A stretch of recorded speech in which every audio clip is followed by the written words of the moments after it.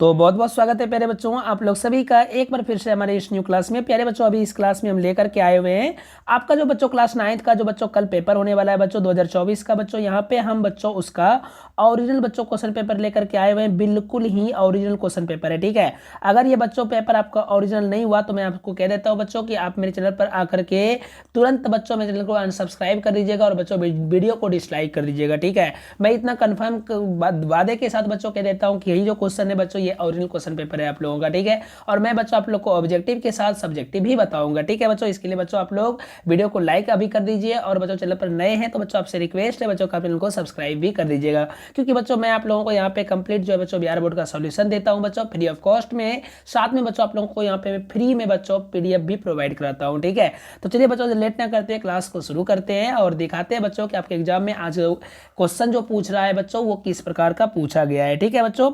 यहाँ पे बच्चों सबसे पहला जो इस बार जो क्वेश्चन जो यहाँ पे पूछा है बच्चों, यहाँ पे 1 नंबर में क्वेश्चन में बच्चों पूछा गया है कि इनमें से जो है कौन जो है आपका परिमेय संख्या है, ठीक है बच्चों। तो परिमेय संख्या जो है बच्चों आप लोग देख पा रहे होंगे बच्चों, ऑप्शन नंबर बी लगा के आइएगा, ठीक है, ऑप्शन नंबर बी।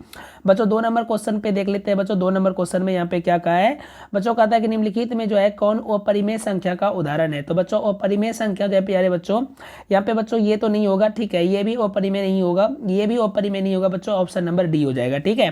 अलग क्वेश्चन में बच्चों यहाँ पे कहा है क्या कि √5 माइनस √3 इंटू √5 प्लस √3 का मान क्या होगा। तो पहले बच्चों इसको a plus B into A minus B में तोड़िएगा। तो फॉर्मूला होता है बच्चों A square minus B square. बच्चों इस पे आप जब इसको तोड़ेंगे तो इसका आंसर प्यारे बच्चों आप लोग का क्या हो जाएगा, तो इसका हो जाएगा ऑप्शन नंबर सी, ठीक है प्यारे बच्चों। प्यारे बच्चों मेरे क्वेश्चन नंबर 4 पे आ जाते हैं। 4 नंबर क्वेश्चन में कहा है कि √2 प्लस √3 का होल स्क्वायर का फॉर्मूला क्या होगा। सो प्यारे बच्चों यहाँ पे आप लोगों को a प्लस बी के होल स्क्वायर में इसको तोड़ेंगे तो इसका बच्चों आंसर आपका ऑप्शन नंबर बी निकल के आ जाएगा, ठीक है बच्चों। आप लोगों को बच्चों मैं यहाँ पे सब्जेक्टिव भी क्वेश्चन बताने वाला हूँ, ठीक है बच्चों। आप लोग सब्जेक्टिव के लिए भी आप लोग तैयार रहिएगा प्यारे बच्चों, मैं आप लोगों को सब्जेक्टिव का भी आंसर दूंगा, ठीक है। लेकिन आप बच्चों वीडियो को स्किप मत करिएगा। चलिए बच्चों अगले क्वेश्चन पे आ जाते हैं। अगला क्वेश्चन में यहाँ पे कहा है बच्चों √3 माइनस 1 √3 प्लस 1 का जो है वैल्यू क्या होगा। तो बच्चों आपको यहाँ पे इसका रेशनलाइजेशन कर देनी है बच्चों, परिमेयकरण कर देनी है, ठीक है। जब बच्चों इसका परिमेयकरण करेंगे तो इसका आंसर क्या हो जाएगा बच्चों, इसका आंसर होगा ऑप्शन नंबर ए, ठीक है प्यारे बच्चों। ऑप्शन नंबर ए हो जाएगा बच्चों 2 माइनस √3 हो जाएगा, ठीक है। क्वेश्चन नंबर बच्चों यहाँ पे 6 पे आते हैं। कहा है कि 16 √6 प्लस 4 √3 का वैल्यू क्या हो जाएगा।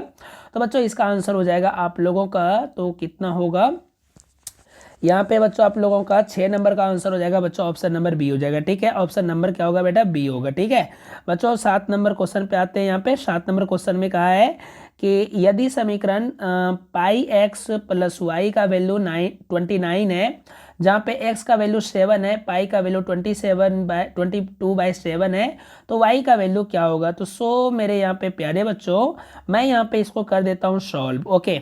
तो अगर मैं यहाँ पे पाई का वैल्यू 22/7 लगा दूंगा, ठीक है, और x का वैल्यू बच्चों हम 7 लगा देंगे, अब प्लस y बराबर 29 लगा देंगे, ठीक है।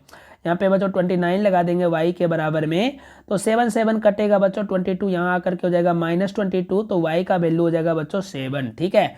देख लेते हैं प्यारे बच्चों ऑप्शन नंबर यहाँ पे डी में है, ओके। तो चलो बेटे अगले नंबर पे आते हैं, ठीक है।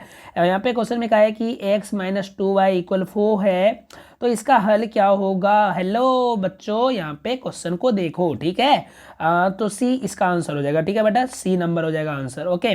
और बच्चों जो न्यू है आप लोगों से बस रिक्वेस्ट है बाबू मेरे चैनल को जरूर सब्सक्राइब करना है, क्योंकि बेटा मैं बहुत मेहनत करता हूँ, ठीक है, ये क्वेश्चन को लाने के लिए, ठीक है। और साथ में बच्चों आप लोगों को मैं तैयारी भी करवाता हूँ, ठीक है ना। अगले क्वेश्चन पे आ जाते हैं बेटा। अगले क्वेश्चन पे देखो यहाँ 9 नंबर में क्या कहा है। अगर प्यारे बच्चों आप लोगों का सपना है कि मुझे क्लास 10th के, ठीक है, क्लास 10th में बिहार बोर्ड में प्यारे बच्चों 95% मार्क्स लाना है, तो बच्चों चैनल से अभी ही जुड़ के रहो, ठीक है। मैं यहाँ पे इस तरह से तैयारी करवाता हूँ, आप मेरे वीडियो में जाकर के देख सकते हैं प्यारे बच्चों, कम्युनिटी में डाला हुआ है बच्चों। मेरा जो है पिछले बार का जो स्टूडेंट जो है बच्चों वो कितना परसेंटेज यहाँ से स्कोर करके गया है, ठीक है। तो चलो बच्चों अगले क्वेश्चन पे आते हैं 9 नंबर पे। 9 नंबर में कहा है कि समीकरण 3x - k = 2y यदि एक्स और वाई का मान जो है 3 और 2 दिया हुआ है तो के का वैल्यू क्या होगा। हेलो प्यारे बच्चों, यहाँ पे क्वेश्चन पे आते हैं, ठीक है, क्वेश्चन पे आते हैं बेटा, ठीक है। वो थोड़ा सा स्क्रॉल डाउन हो गया था भाई, नोटिफिकेशन खुल गया था यार। चलो तो यहाँ पे वो नोटिफिकेशन बाहर होता है ना, वही ओपन हो गया था, ठीक है। तो यहाँ पे इसका वैल्यू क्या होगा, 9 का आंसर हो जाएगा बेटा option number B. Okay, option number क्या हो जाएगा बेटा, बी हो जाएगा। 10 नंबर क्वेश्चन पे आ जाओ, कहता है क्या कि -1 0 की स्थिति क्या होगी। तो बच्चों देखो यहाँ पे y का वैल्यू 0 दिया हुआ है, ठीक है। y का वैल्यू जब 0 होगा तो ये बेटा हो जाएगा x अक्ष पे। किस पे हो जाएगा, x अक्ष पे हो जाएगा। और सुन लो नम्मा वाले मेरे बच्चों, मैं ना सबसे अधिक पसंद 9th क्लास वाले को बच्चों करता है, एकदम लव यू वाला, ठीक है।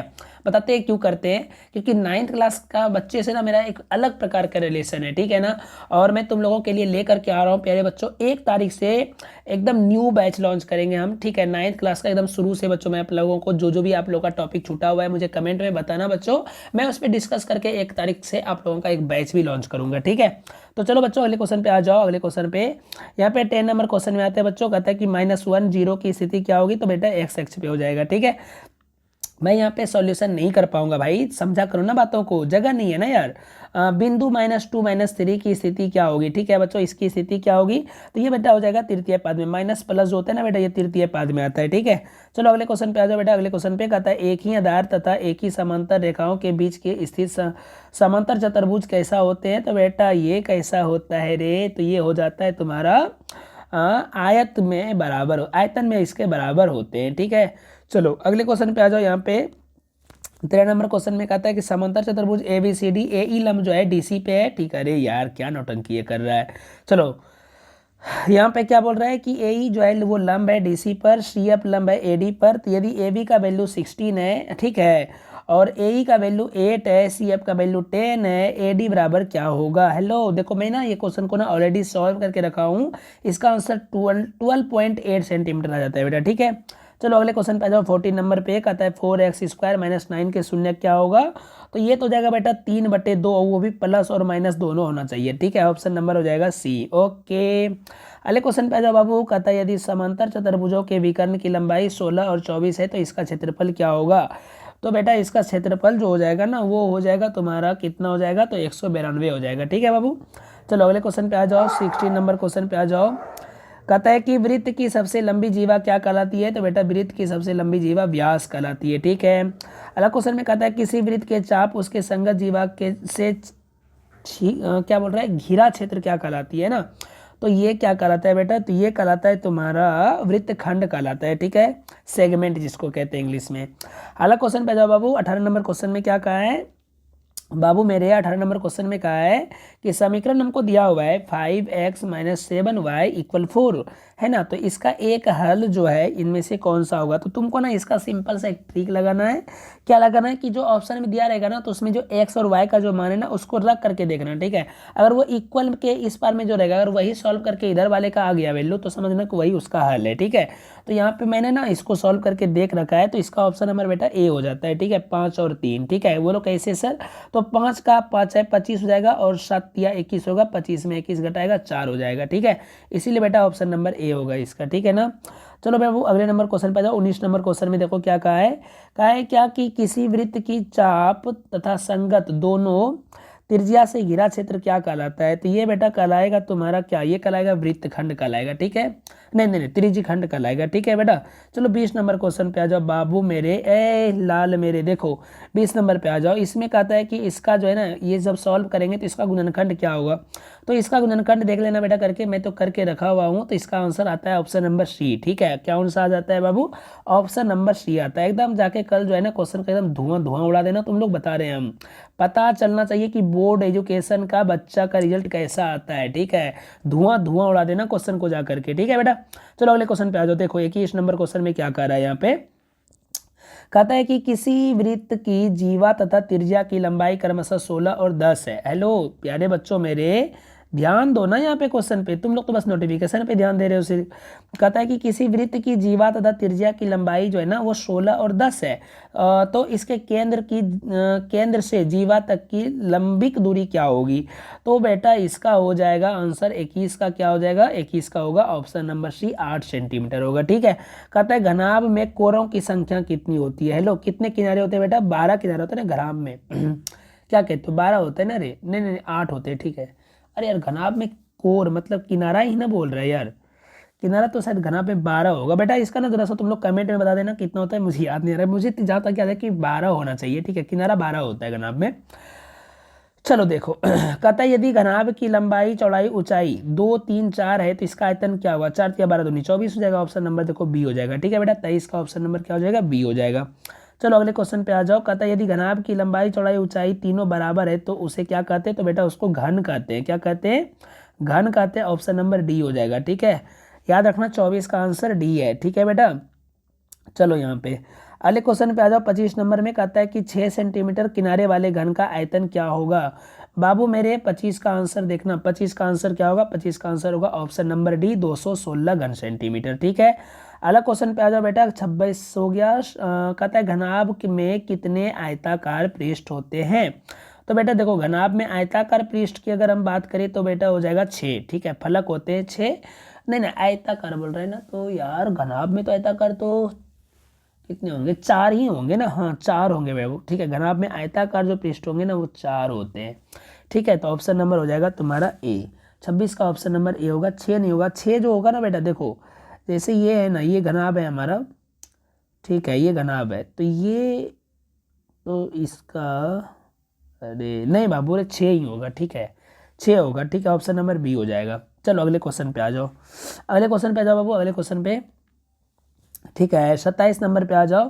कहता है यदि किसी कमरे की लंबाई चौड़ाई ऊंचाई 5 4 3 है तो उसके चारों दीवार का क्षेत्रफल क्या होगा।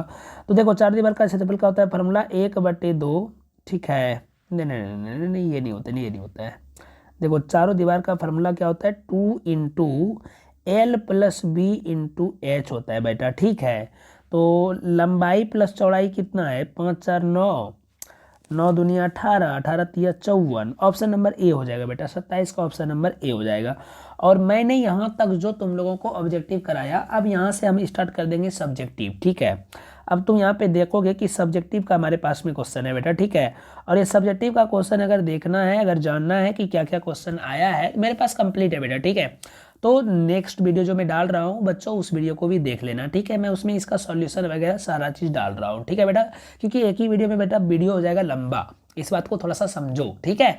तो मिलते हैं नए क्लास के साथ, तब तक के लिए बाय बाय, टेक केयर।